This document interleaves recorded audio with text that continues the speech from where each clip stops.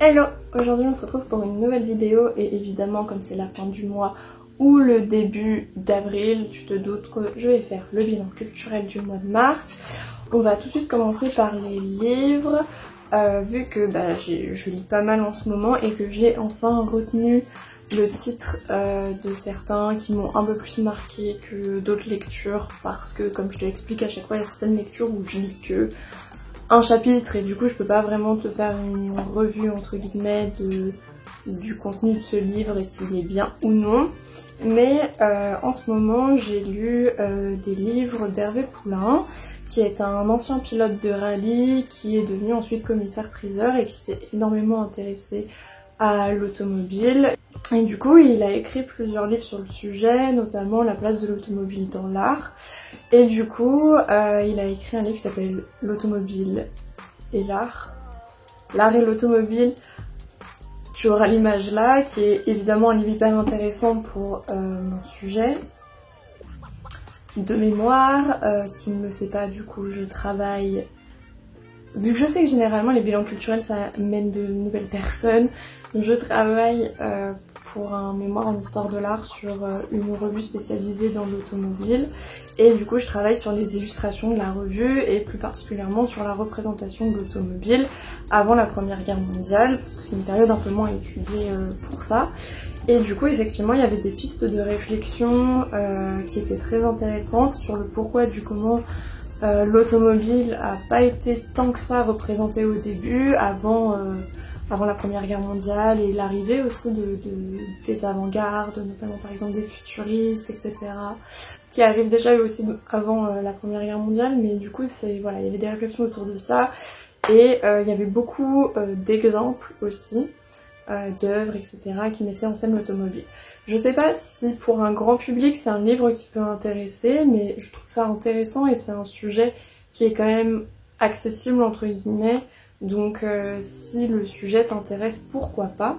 Dans la même veine, j'ai lu La femme, l'automobile et l'art, je ne sais plus dans quel ordre aussi, et ça questionnait, enfin ça analysait aussi la place de la femme dans le monde automobile et ses représentations aussi. Et dans la même veine, j'ai chopé un livre qui s'appelle La véritable histoire de la femme et l'automobile, plus d'un siècle de conquête, de Serge Pellu, qui revient aussi là-dessus et qui complète justement le livre d'Hervé Poulain, puisqu'il s'est basé sur le livre de Poulain pour ensuite apporter de nouvelles choses dans son livre, donc c'était très intéressant et du coup forcément moi ce qui m'intéresse c'est surtout l'époque Belle Époque, mais effectivement t'as des analyses du monde d'aujourd'hui, etc., quelle est la place de la femme dans ce secteur et tout, donc c'est assez intéressant si tu t'intéresses à ces sujets. Et puis dans la même veine aussi que l'art et l'automobile, j'ai l'automobile dans l'art, qui est en fait un catalogue d'expositions, et Hervé Poulain, qui est un peu le spécialiste de ça, avait aidé à cette exposition, donc du coup forcément ça m'a intéressée. Il y avait, il y a eu des choses assez intéressantes d'aborder, et c'est vrai que généralement ma période est un peu moins développée que les autres périodes, mais il y avait des points quand même assez intéressants, notamment sur les chauffeurs-chauffeuses, les débuts de l'automobile qui étaient plutôt contestés, avec une espèce de phobie de l'automobile, etc. Bref, et il y a évidemment de très belles œuvres qui sont présentées. Donc plutôt cool, et c'était surtout ça les lectures que j'ai retenues de ce mois-ci. Et après c'est des livres un peu généraux sur l'histoire de l'automobile, donc je vais pas nécessairement t'en parler. Ensuite on va passer, je pense, au documentaire, parce que j'en ai vu pas mal ce mois-ci.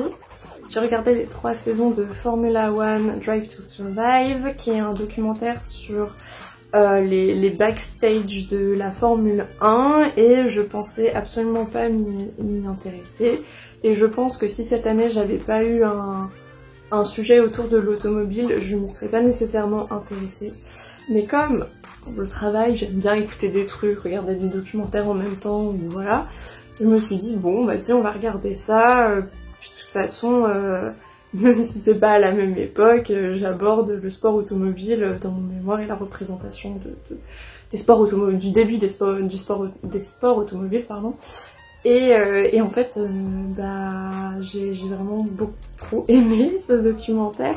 Ce qui est assez intéressant du coup, c'est que chaque épisode va un petit peu se focus sur une écurie et tu vas apprendre un peu leur histoire, comment ils se préparent pour la Formule 1, etc., etc.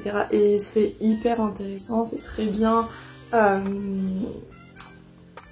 narré, on va dire. Et vraiment, même si tu t'intéresses pas du tout à ce milieu et que tu n'y connais rien, et bah tu vas apprendre beaucoup de choses et tu vas... Et ça va être... les explications sont très très claires. Dis-toi quand même que maintenant, je regarde cette année la saison de Formule 1, parce que forcément, comme ils ont bien aussi développé les personnages des pilotes, etc., t'as envie un peu de savoir qui va gagner cette année. Et du coup, j'ai oublié de te dire, mais en fait, chaque saison correspond à une saison de Formule 1. Donc tu as, il me semble que t'as 2018, 2019 et 2020, et en fait, chaque saison sort avant la nouvelle saison de Formule 1. Je sais pas si c'est clair. Genre là par exemple, il y a quelques semaines, c'est le documentaire de la saison de 2020 qui est sorti, et là ce week-end là, c'est la saison 2021 qui commence. Voilà. Donc du coup vraiment, même si t'as beaucoup d'a priori et tout sur ce domaine, sur ce milieu qui brasse énormément de thunes, et ça c'est pas caché dans le documentaire, je te conseille de regarder. C'est vraiment hyper intéressant et j'ai été assez surprise d'être intéressée par ça.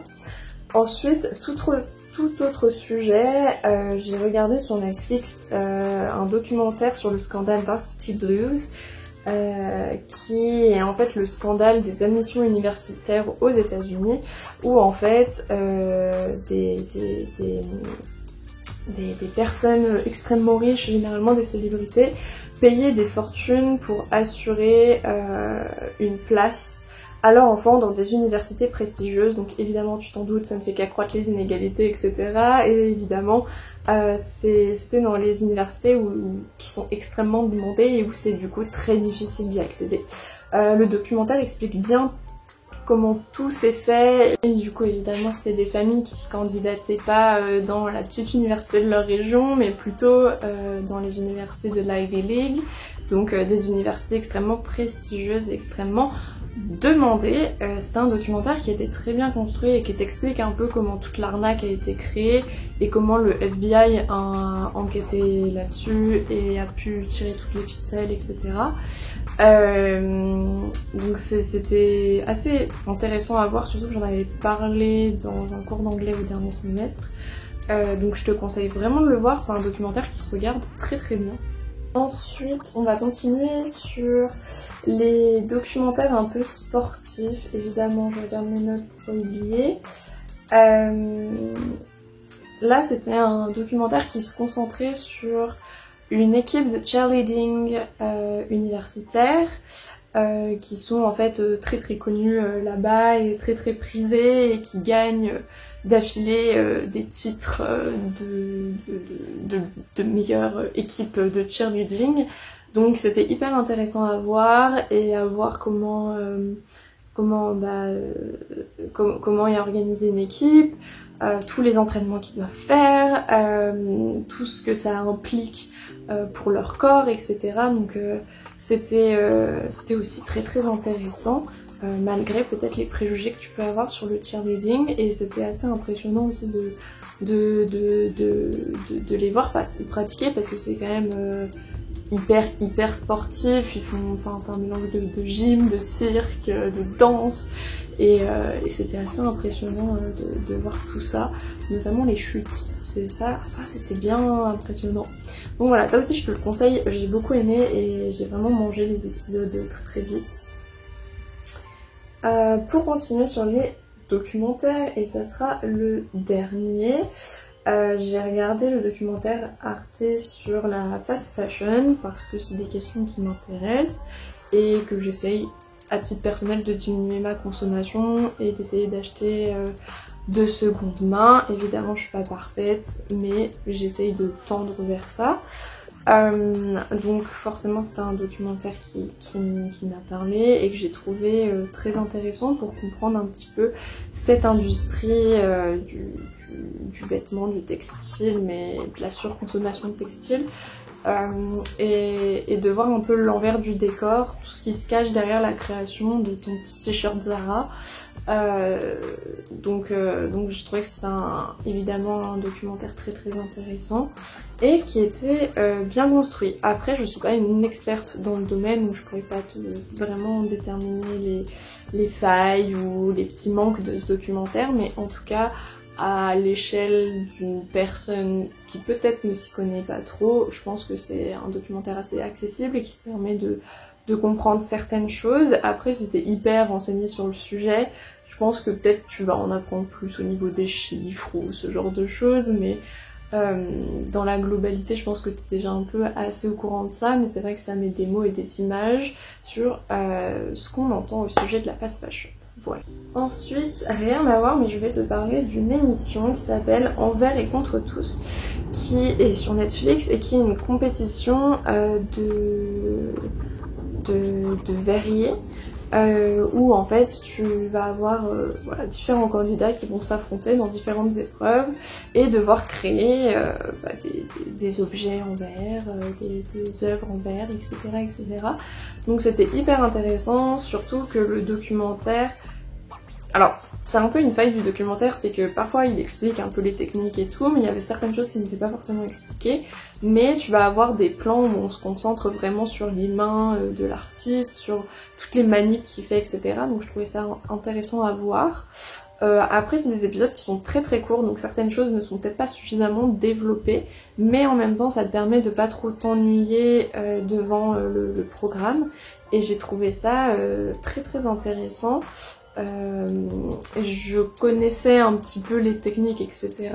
Mais c'est vrai que par exemple en histoire de l'art, dans les études universitaires, ce qui nous manque énormément, c'est l'étude des techniques qui amènent à la création de certaines œuvres qu'on analyse. Par exemple, on n'analyse pas trop les techniques de peinture, de sculpture, etc. Donc c'est toujours intéressant de voir un peu comment sont créés les objets. Et du coup voilà, j'ai vu que la saison 1 pour l'instant, pas encore la saison 2, mais je vais l'attaquer bientôt. Au niveau des séries, en fait il y en a qui sont en cours, donc je vais pas encore t'en parler, mais juste dans le dernier bilan culturel je t'avais parlé de WandaVision que j'aimais beaucoup, et ce n'était pas encore la fin, et là il y a eu l'épisode final, et moi en tout cas c'est une fin qui m'a totalement satisfaite, et du coup j'ai beaucoup aimé cette série en conclusion de tout ça. Donc bon, je te laisse aller voir le précédent bilan culturel si tu veux en savoir plus, mais en tout cas c'est bon, c'est confirmé, j'aime cette série. Ensuite, niveau film, j'ai vu le film Moxie sur Netflix, qui est un teen movie où tu vas suivre le personnage principal, dont j'ai oublié le nom parce que je l'ai vu en début de mois je crois, qui en fait,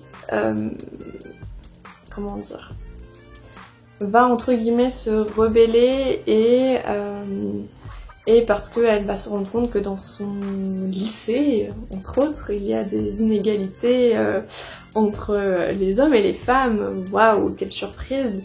Et du coup elle va un petit peu se rebeller et créer Moxie, qui est à l'origine une personnalité anonyme, mais en fait obviously c'est elle, et nous en tant que spectateurs on le sait, mais personne ne le sait dans son lycée, et elle va afficher des tracts, distribuer des prospectus, etc. Comportant des messages féministes, des réflexions autour des inégalités de genre, etc. Alors c'est un film qui est très pop, on va dire. Ça va revenir sur les thèmes qu'on entend habituellement, hein, sur ces inégalités, que ce soit les tenues vestimentaires, la sexualisation de la femme, je ne sais plus quoi d'autre, le harcèlement, etc., etc. Bref, en soi des thèmes qui reviennent souvent et dont on entend toujours parler. C'est un film très pop, j'ai envie de dire, qui ne se prend pas trop la tête finalement, même s'il aborde un sujet quand même important. C'est très feel good, mais c'est des messages qu'on a déjà entendus, réentendus et qui commencent à être quand même pas mal brassés, donc ça serait bien aussi de pouvoir aborder d'autres sujets que ceux qui sont constamment abordés, qui sont évidemment aussi importants. Mais il y a peut-être d'autres problématiques qui mériteraient d'être abordées. Donc voilà, après ça reste voilà, un bon film feel good, mignonnet et très pop, j'ai envie de dire. Ensuite, j'ai revu le film Kingsman, qui est un film que j'avais vu il y a pas mal de temps, qui raconte l'histoire d'une organisation secrète qui est indépendante, donc qui ne dépend pas d'un État, et qui va aider différents États à accomplir certaines missions, etc. Et en général à sauver le monde. Donc c'est un film un peu c'est un film d'espion, d'action, etc. Et tu vas suivre Eggsy. Je crois que c'est ça le nom du personnage. Pourquoi je retiens jamais les noms des personnages? Mais bon, bref.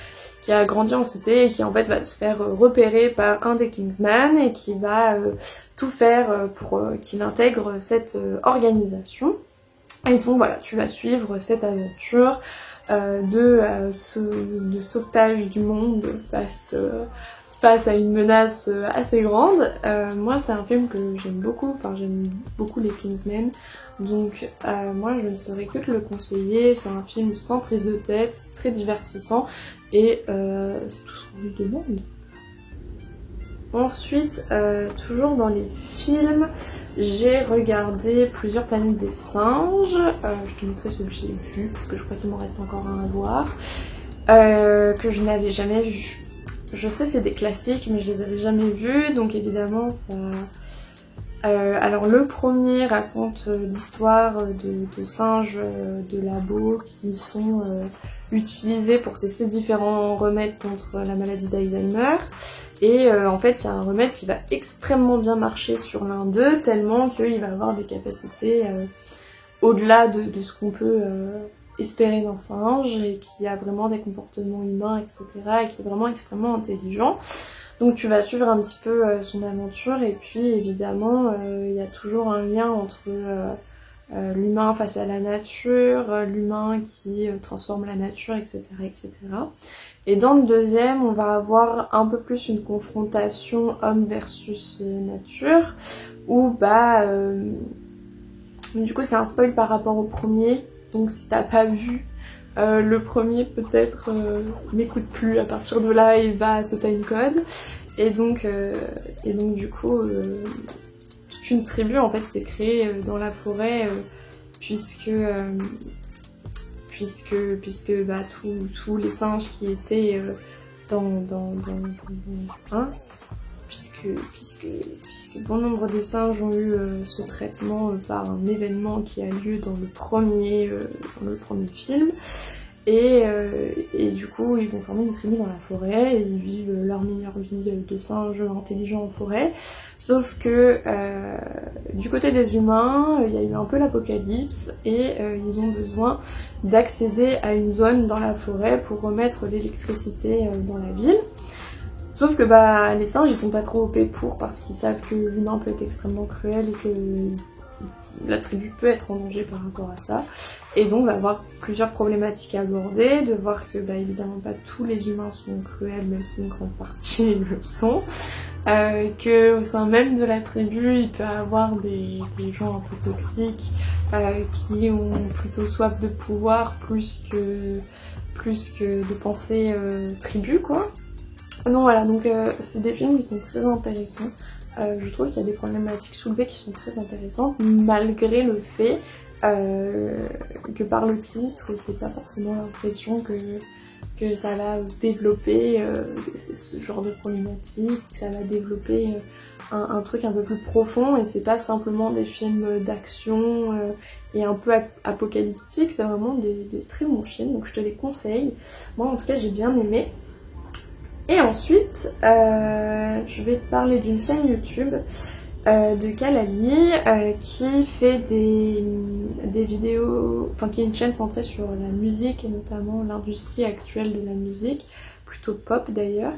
Et du coup en fait c'est hyper intéressant parce que certaines de ces vidéos vont se focus sur une chanteuse, un chanteur, etc. Et il va analyser sa carrière, les mauvais choix qu'il a pu y avoir, etc. Et ces analyses, je les trouve hyper pertinentes et vraiment je kiffe ces vidéos. Si un jour tu veux avoir une carrière dans la musique, demande-lui des conseils. Il connaît tous les bons choix à faire si tu veux percer et si tu veux avoir une carrière durable. Donc en tout cas moi je trouve ces analyses hyper construites et hyper bien faites. Donc je te conseille vraiment sa chaîne. Ensuite, au début du mois, il me semble, j'étais allée voir l'expo Trucs à faire à la galerie Continua, donc à Paris, qui a été...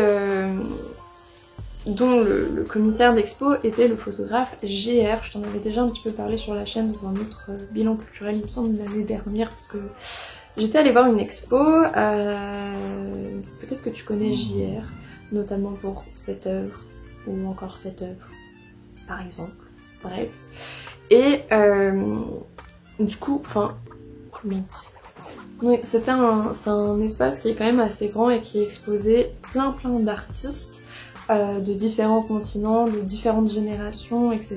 Donc c'était assez intéressant.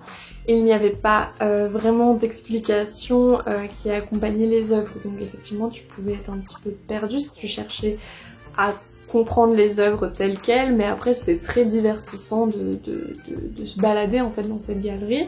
Quand j'y suis allée, j'ai eu de la chance, il n'y avait pas trop de monde, donc ça va, mais j'ai vu que il y avait des jours où c'était un petit peu plus bondé. Donc voilà, je ne sais pas si l'expo est toujours en cours, si c'est le cas, il faut réserver en ligne. Je sais même pas si c'est encore ouvert avec les nouvelles mesures, enfin on est tous un petit peu perdus de toute façon avec ces mesures bizarres, mais même si tu t'y connais pas nécessairement en art ou en art contemporain, c'est quand même hyper ludique à faire. Et comme t'as plein de pièces, tu cherches un petit peu les œuvres dans chaque pièce, etc. C'est un lieu qui fait aussi magasin où tu peux acheter des livres ou divers produits d'épicerie. Et je pense qu'en vrai le mieux pour que tu comprennes un petit peu, c'est que je te lise les intentions des galeristes et de JR. Ce sera peut-être plus simple pour comprendre. Donc, les galeristes ont dit que le projet était né de l'idée de créer un espace accueillant, un cadre convivial, flexible, inclusif, accessible à tous et qui, d'un point de vue architectural, ne répond pas au canon du White Cube. Donc le White Cube, c'est quand par exemple tu vas dans des musées avec des grands murs blancs et puis l'œuvre qui est exposée là avec un petit cartel, c'est une scénographie en fait qui permet de mettre vraiment en avant l'œuvre et d'avoir une espèce de méditation autour de celle-ci puisque t'as rien autour de l'œuvre qui va te distraire étant donné que c'est que des murs blancs de partout. Et c'est vrai que là-bas c'était pas du tout ça, il y en avait plein partout, plein de choses à voir et du coup voilà. Effectivement il ne répond pas au canon du White Cube. Donc c'est un atelier dans lequel résonnent des langages contemporains et où l'art, la vie sociale et la culture se conjuguent, un environnement ouvert à la diversité des cultures où des personnes riches d'histoire, de talents et d'intérêts différents peuvent se rencontrer pour lire une revue, échanger des expériences et des impressions ou échafauder des projets ensemble. Voilà. Et après JR, lui, il va dire qu'il a voulu marier ces deux univers, créer un lieu habité par l'art où l'on vient se promener, où l'on revient quelques semaines plus tard pour découvrir un nouvel univers, où l'on rencontre les œuvres d'artistes de générations diverses, issues des 5 continents.